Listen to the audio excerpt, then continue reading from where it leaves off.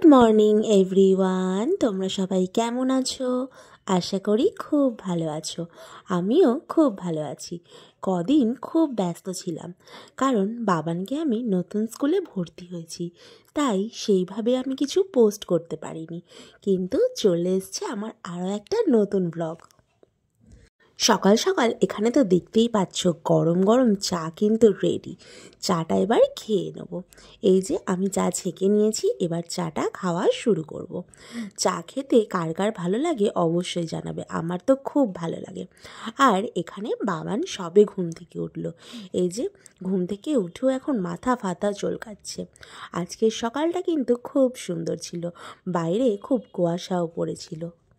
তারপর স্নান টান করে রেডি হয়ে বেরিয়ে পড়লাম। আজ আর রান্না বাড়ার কোনো ঝামেলা নেই। আজ যাচ্ছি একটা গৃহপ্রবেশ বাড়িতে। অনুষ্ঠানটা ছিল আমারই এক স্টুডেন্টের বাড়িতে। তারা নতুন ফ্ল্যাট কিনেছে, আর সেই ফ্ল্যাটই ছিল আজকের উদ্বোধন। এই যে আমরা চলে এসেছি বাড়িতে, এবার প্রবেশ করব। প্রবেশ করে প্রথমেই এখানে কিন্তু হোম হচ্ছে, পুজো আচ্ছাটা চলছিল। যাই হোক, একটু ঠাকুরকে প্রণাম করে আমি আর বাবান আর বাবানের বাবা সবাই মিলে একটু বসেছিলাম, একটু রেস্ট নিচ্ছিলাম। আর বাবান তো খেলাধুলাতে খুব বিজি ছিল। যাই হোক, এই যে আমার স্টুডেন্টের বাবা মা, তারা একটু প্রণাম সেরে নিচ্ছে। তারপর অনেকটা দুপুর হয়ে গিয়েছিল বলে আমরা এখানে খাওয়া দাওয়া করতে বসে গেছি। বাবানকে নিয়ে আমি বসে গেছি, বাবানকে খাইয়ে দিচ্ছিলাম।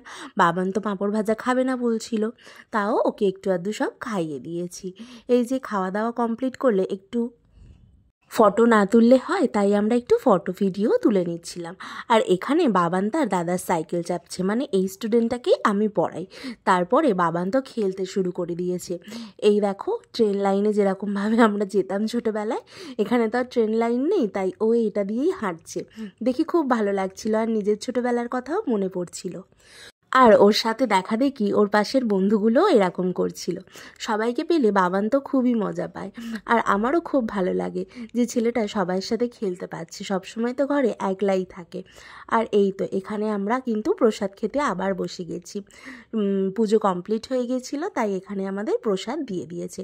আর ওই দেখো, অর্পণ বাটি চেটে চেটে সিন্নি খাচ্ছে, আর এখানে বড়মশাইও খাচ্ছে। তারপরে আমরা ওখান থেকে বেরিয়ে এসেছি।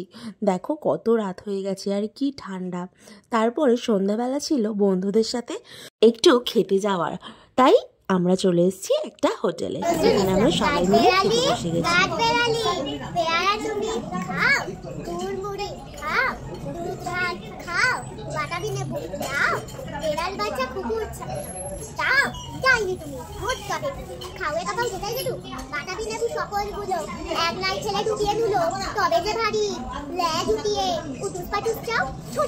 তোমার সঙ্গে আর আমার যাও কাঠ বেড়ালি বাঁধি মুখে আর বসে দেখবি যাবো রাঙা দাদা রাখবো এটা কি পেয়ারা দেবে যা যা তাই তবে তোর নাকটি বসা ফুটবো চুকি গাপুস গুপুস একলাই খাও হাপুস হুপুস এটা তোমার ফিলে হবে। আর এই আবৃত্তিটা তো তোমরা শুনলে, এটা হচ্ছে আমার বান্ধবীর মেয়ে। ও কিন্তু খুব ট্যালেন্টেড, ও নাচতেও পারে খুব ভালো, আর আবৃত্তিও করতে পারে।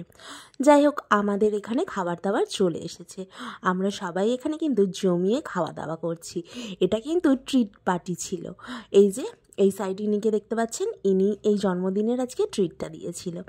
যাই হোক, আজকে সকাল থেকে তো খাওয়া দাওয়া করে পেট পুরো ভর্তি। বাবান এখানে অনেক চেষ্টা করছে চামচে করে ক্যারট খাবার, কিন্তু ও খেতে পাচ্ছে না। তারপরে 1 কোটি টাকার বিল করে আমরা এবার বাড়ির দিকে রওনা দিলাম। আজকের ভিডিওটা এখানেই এন্ড করলাম, টাটা।